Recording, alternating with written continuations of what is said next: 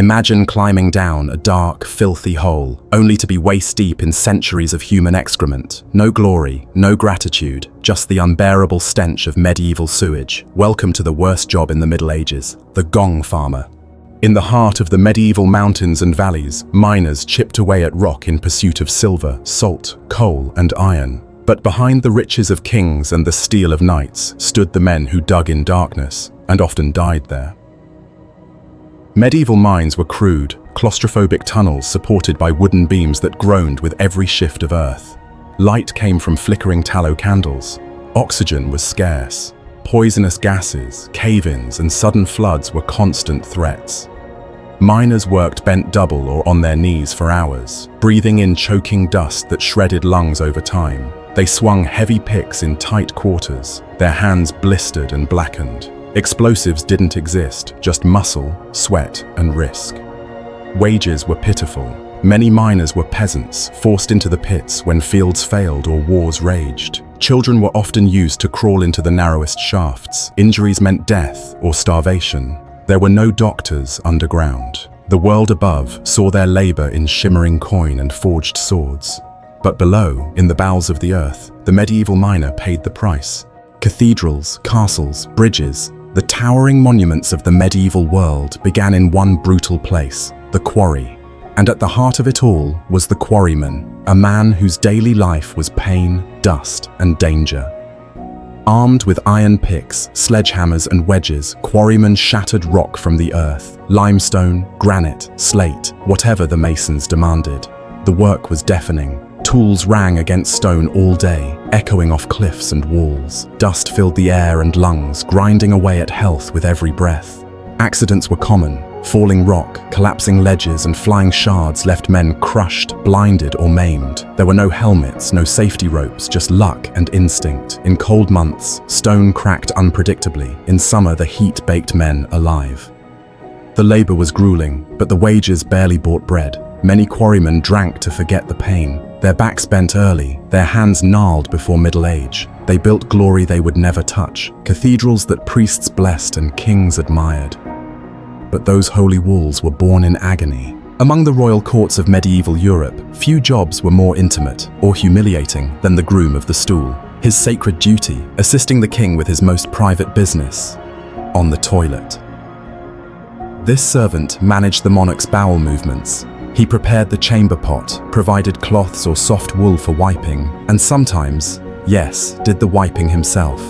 The stool was an actual piece of furniture, richly carved, portable, and fitted with a padded hole, and someone had to be there, always. It sounds degrading, but oddly, the groom of the stool wielded surprising power. Because of the role's closeness, literal and political, he often became a trusted advisor. Many grooms knew royal secrets, read confidential letters, and helped with private decisions. Still, it came at a cost. He was mocked behind closed doors, shunned by nobles who saw the role as filthy and unworthy. No matter how much influence he held, he was tied forever to the smell of the royal rear. He lived in luxury, yes, but always in the shadow of embarrassment. His name might appear in records, but so did what he cleaned up. Feasts in medieval castles dazzled with roasted meats, boars, geese, whole oxen turning slowly over open flames. But behind the grandeur, a single figure sweated, blistered, and burned. The spit boy. Usually, a young servant or orphan, the spit boy's job was to sit beside the roaring fire for hours, manually turning the heavy roasting spit. There were no gears or automation, just constant cranking to ensure even cooking. He couldn't stop. If he did, the meat scorched, and the cook's fury came down hot and fast. The heat was relentless. His face blistered, his hands cramped, grease dripped and sizzled on his skin. The air was thick with smoke and sweat. Some boys fainted, others suffered permanent burns or went half blind from the constant heat and soot. And the reward? A scrap of meat, if lucky. Most spit boys ate only what others left behind. He was the invisible engine behind royal banquets, enduring fire so others could feast in luxury. Guests laughed and toasted while he roasted, alone in a corner of the kitchen, slowly cooking alongside the dinner. In the shadow of death, medieval families feared for the souls of their loved ones. What if they died with sins unconfessed? When no priest would come, or when a poor soul died alone, they turned to a mysterious figure, the Sin Eater. This outcast was summoned after a death. A crust of bread and a cup of ale were placed on the corpse's chest or passed over it. Then, in silence, the sin-eater consumed the food, symbolically devouring the dead's sins. It was a lonely, unsettling ritual. The act condemned the eater to carry the spiritual filth of another. No thanks, no forgiveness, only suspicion and disgust. The sin-eater was believed to absorb evil. Villagers avoided them. No one sat beside them in church. Children were warned not to touch them. They did it for pennies and stale food. Desperation, not devotion, drove them. Some claimed visions or nightmares haunted them. Others drank heavily to forget. They lived alone and were often buried without rites. The priest offered salvation. The sin-eater offered silence and took the weight of the dead with them. Before fabric became soft and wearable, it had to be fulled, a process that involved cleaning and thickening wool. But the method? Brutal. Enter the fuller's apprentice, a young, unfortunate soul who spent his days stomping wool in vats of stale human urine. Yes, urine. Its ammonia content helped strip grease from raw wool. Apprentices would roll up their trousers, step into the cold, stinking liquid and begin stomping for hours. No breaks, no boots, just aching legs and burning skin. The smell was overwhelming. It seeped into their hair, their clothes, even their lungs. Skin infections were common. Many boys vomited on the first day. By the end of a week, they stopped noticing. Numbness set in, physical and emotional. Masters rarely did the dirty work themselves. That's what apprentices were for. These boys were often orphans or poor peasants desperate for training, but instead of learning skills, they became medieval washing machines. The fuller's apprentice didn't just suffer a filthy job. He symbolized the bottom rung of labor, unseen, unthanked, and soaked in waste. All so nobility could wear soft cloaks. Quicklime was vital in the medieval world, used in mortar, whitewash, and even for disposing of corpses during plagues. But producing it, that was the brutal, blinding work of the lime burner. These laborers toiled near lime kilns, roaring furnaces built into hillsides or pits. They spent endless hours loading them with limestone and fuel, then stoking fires that reached over 1000 degrees C. The result was quicklime, a caustic powder that burned skin, lungs, and eyes on contact. Lime dust filled the air. It settled into every pore. One wrong breath could scar your throat forever. Blisters and permanent eye damage were common. Some men went blind. Others died of lime lung, a slow, choking death caused by inhaling the poison they produced. There was no safety gear, no brakes, no mercy. Rain made things worse. Wet quicklime reacts violently with water, causing explosions or chemical burns. If it got on your skin, especially when sweating, it could eat through flesh. Despite the pain, lime burners were essential. They built the castles, churches, and cities that still stand today. But while stone endures, their names and scars were long forgotten, burned away by the very fires they fed. The executioner stood at the center of medieval justice, feared, needed, and utterly alone. His job was simple: end lives. Thieves, traitors, murderers, heretics, all met him in the square, and he made sure they didn't leave it. Beheading, hanging, burning, drawing and quartering, he had to master them all. Precision mattered. A clean swing brought mercy. A failed one brought screams, blood, and public rage. But skill didn't bring respect. No one wanted to speak to the man who dealt death.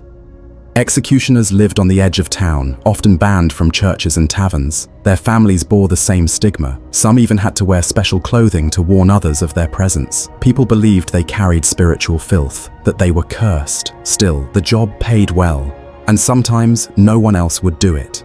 A failed execution could cause riots. A clean one kept order. Behind the hood was often a man who never chose this path, only inherited it or was forced by desperation. He didn't just swing the blade, he carried the weight of the law, the crowd's bloodlust, and the silence of 1,000 condemned souls. When the sun went down in medieval towns, fear took over. Thieves, fires, drunks, wolves, anything could happen in the night. And it was the night watchman's job to face it all, alone. Armed with nothing but a lantern, a horn, and perhaps a wooden staff, the watchman patrolled dark, twisting alleys and silent streets. He called out the hours to prove he hadn't fallen asleep. If he found a break-in or fire, he had to raise the alarm, sometimes by running alone through danger to ring the town bell. The cold was brutal. Winter nights froze fingers and feet. Summer brought plague and disease. Sleep was scarce. Attacks were common. Criminals resented him. Citizens ignored him. And yet, if something went wrong, he was the first to be blamed. He earned little. Often the job was punishment, forced upon poor men, drunks, or widowers with nowhere else to go. And when dawn came, he disappeared without thanks. The watchman didn't fight wars or shape kingdoms, but he kept ordinary people safe, one weary step at a time, whispering into the night that someone was still awake. Serfs weren't slaves, technically, but they lived chained to the land just the same. Bound by law to a lord's estate, they couldn't leave, couldn't own property, and couldn't refuse work. They were born into back-breaking labor and died in it. From dawn to dusk, serfs toiled in muddy fields with crude tools. They plowed, sowed, harvested, built fences, and hauled firewood, not for themselves, but for their lord. What little food they kept barely filled a belly. Starvation, disease, and injury were constant companions. They lived in one-room huts, often shared with animals for warmth. Their clothes were coarse, their hands always blistered, and their backs never straight. If famine struck or war came, they were the first to suffer and the last to be saved. Justice. There was none. The Lord's word was law. A serf could be beaten, fined, or imprisoned for missing a day of labor. They paid taxes in grain, wool, and chickens, sometimes even for using the mill or the village oven. To be a serf was to live without freedom, without hope of escape, and without a voice. Just another body behind the plow, forgotten in the furrows of history. In a time when childbirth was one of the leading causes of death for women, midwives stood at the threshold of life and death, armed with little more than herbs, prayers, and experience. They were essential, and they were often the first to be blamed when things went wrong. Midwives delivered babies in cramped cottages by candlelight, with no sterilization and no tools beyond their hands and a knife. Screams, blood, and panic were common. Stillbirths, breech births, and hemorrhages could turn joy into horror in seconds. If a mother died, the midwife was accused of incompetence, or worse, witchcraft. If a baby was born deformed, whispers followed. Some midwives were dragged before church courts, others were tortured or burned. Despite this, they kept working. No male doctors would assist peasants or even noblewomen in labor. Only the midwife came, day or night, in snow or plague, risking disease with every visit. She lived between miracles and disasters, praised in one breath, cursed in the next. She brought life into the world and carried the weight of every death on her shoulders. When the Black Death swept across Europe, it didn't just kill millions, it overwhelmed every system meant to handle the dead. Cemeteries overflowed, churches shut their doors. That's when the plague barrier stepped in. Armed with little more than a shovel and a cloth over his mouth, he dragged bodies from homes, streets, and alleyways. Sometimes he worked alone, sometimes with carts full of corpses piled like firewood. No ceremonies, no names, just mass graves dug fast and deep. The risk was staggering. No one fully understood the disease, but they knew getting too close meant death. The barrier worked in a constant fog of rot, sweat, and fear. Every cough from a corpse might be his last. Often he didn't even make it to the end of the week. People avoided him, as if he were death itself. He ate alone, he slept in barns or out in the open, but someone had to do it. Without him, towns would drown in the dead. There were no rewards, no titles, just the haunting knowledge that you were the last person to touch 1,000 lives, and that soon someone else would bury you too. In royal courts, young princes were considered too sacred to be beaten, even when they misbehaved. The solution? Appoint another boy, the same age, to take the punishment in their place. He was called the whipping boy. When a prince disobeyed his tutors or defied court expectations, the whipping boy was flogged before his eyes. The logic was simple and cruel. The prince, seeing his friend suffer, would feel guilt and learn obedience. But it didn't always work. Some princes felt nothing, others tested how far they could push before their companions screamed. Whipping boys were often well-educated and lived close to the prince. They shared lessons, meals, and even play. A strange bond sometimes formed, equal parts friendship and powerlessness. One held a crown in his future, the other held scars. They couldn't complain. To do so was to betray the prince and lose their position, often the only path out of poverty. And yet, their suffering was invisible to history, tucked behind royal privilege and courtly smiles. While one child learned to rule, the other learned to endure. Pain became policy, and loyalty was measured in lashes.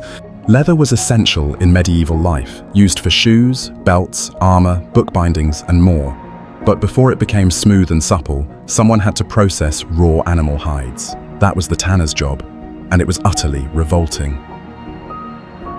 First, the tanner removed leftover flesh and fat from rotting hides, often weeks old and crawling with maggots. Then came the worst part, soaking the skins in vats filled with a mixture of water, animal brains, dung, and stale urine to soften the material and remove hair. The stench, unbearable. The smell of a tannery could be detected from streets away. Tanners worked in filth, often with open wounds on their hands and feet. Infections were common, so was blindness, from constant exposure to chemicals like lime.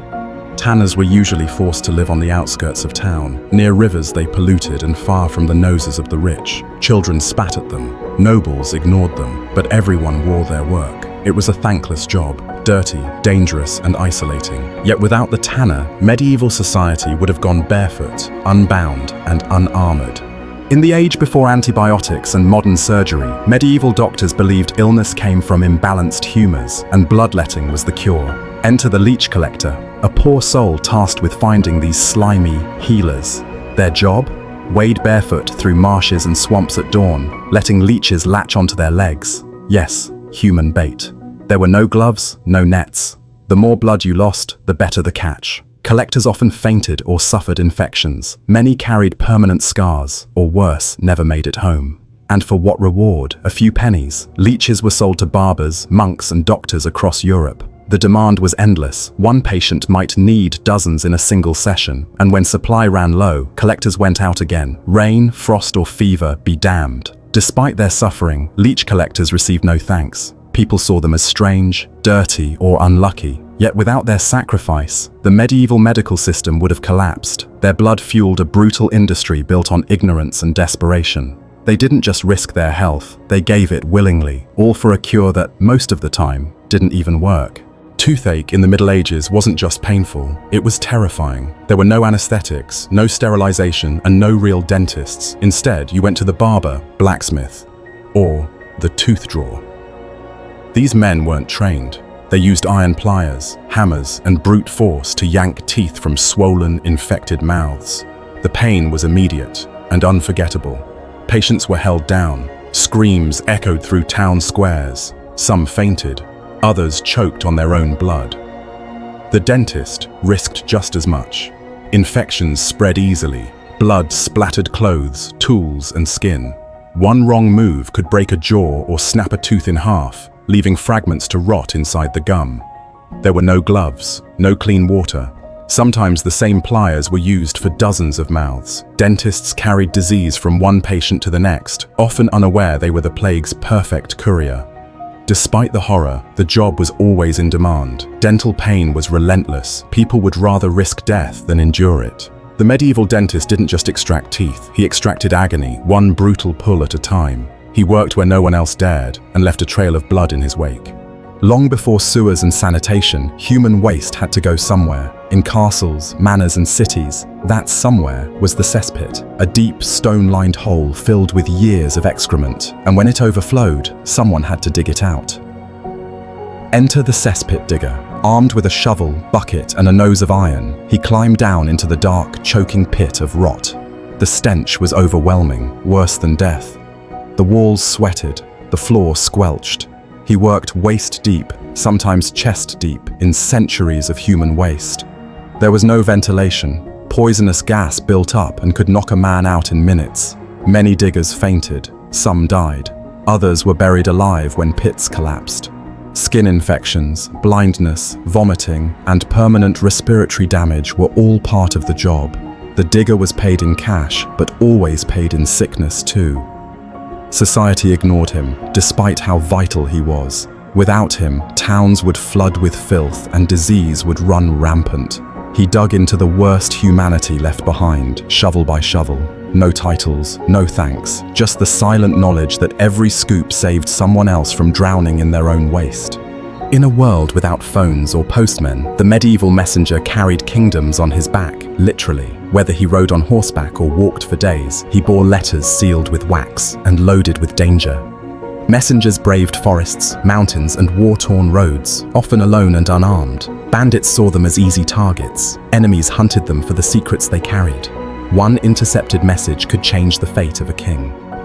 Some had to cross enemy lines under disguise. Others delivered news of war, death, or royal commands that made them hated.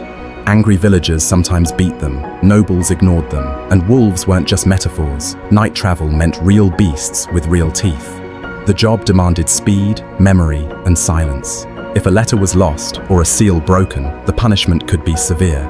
Many messengers were imprisoned or executed when blamed for failed diplomacy or lost intelligence. Despite the risk, they earned little. Most were low-born men, promised only a hot meal and a place in the shadows. They stitched kingdoms together with footsteps, but when kingdoms fell, messengers were the first to vanish, swallowed by the roads they once ruled. Castles might seem grand and majestic, but beneath the tapestries and stone towers lurked filth, literal mountains of it. And when those waste-filled latrine chutes, known as guardrobes, backed up or overflowed, it wasn't knights or nobles who cleaned them, it was the gong scourer. This miserable worker crawled through the castle's sewage passages, scraping hardened waste from walls and clearing blockages with crude tools. The stench was overpowering. Rats were constant companions, and one wrong move meant a face-first dive into centuries of royal excrement. Unlike the gong farmer, who emptied cesspits in towns, the gong scourer worked within castle walls, meaning tighter, darker, more dangerous spaces. Some garderobes were several stories high. Cleaning them required ropes, buckets, and a willingness to climb into horror. The risk of disease was enormous. Typhus, dysentery, and skin infections were common. And if that wasn't enough, the scourer's job had to be done discreetly. Nobles didn't want reminders that their castles stank like any peasant hut. He worked in silence, hidden behind the glory of stone, but without him, castles would have drowned in their own filth, proof that even kings needed someone to shovel the truth. Before engines and electricity, raw human labor powered everything, even the justice system. In medieval prisons, one of the most grueling jobs was walking the prison treadmill. But someone had to enforce it, the treadmill punisher. These were not torturers in the traditional sense.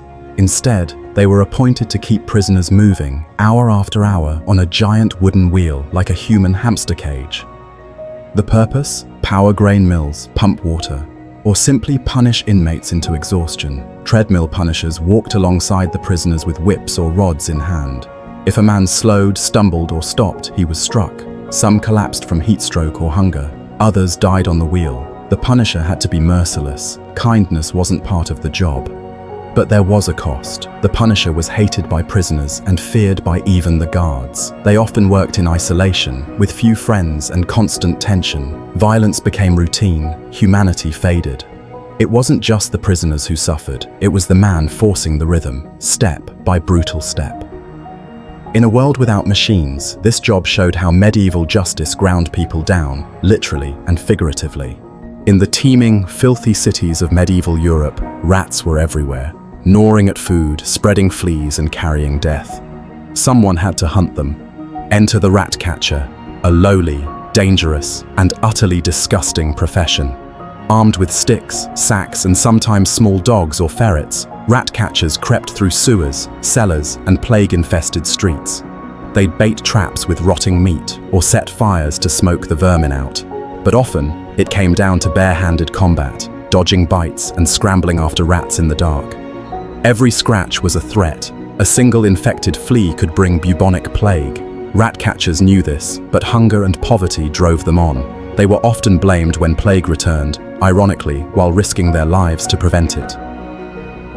Some tried to earn extra coins by selling dead rats for potions or live ones to apothecaries. Others were bitten so many times they limped for life. Respected, never. Feared, sometimes. Necessary, always. In a world where sanitation was a fantasy, the rat catcher fought a losing battle, one squeaking, scurrying nightmare at a time. Long before cadavers were donated for science, physicians still needed bodies to study. But where did they come from? Enter the resurrectionist, a grave robber hired to steal the dead under the cover of night. These men crept into cemeteries with shovels, pickaxes, and sacks. Their targets, freshly buried corpses, ideally no more than a day or two old. The bodies were hauled from their coffins, stripped, and sold to surgeons, universities, or anatomists willing to pay a fortune. But the risks were immense. Grave robbing was illegal, blasphemous, and often punishable by death. If caught, resurrectionists faced public beatings, imprisonment, or lynching by grieving families. And the work itself, backbreaking, gruesome, and drenched in rot. Sometimes the bodies decomposed too fast. Sometimes they oozed or exploded. Disease clung to every surface. And the guilt, it haunted even the toughest men. Some claimed to see ghosts or be cursed by spirits they disturbed. Yet without these midnight thieves, medical knowledge would have stagnated. Dissection revealed secrets no prayer ever could.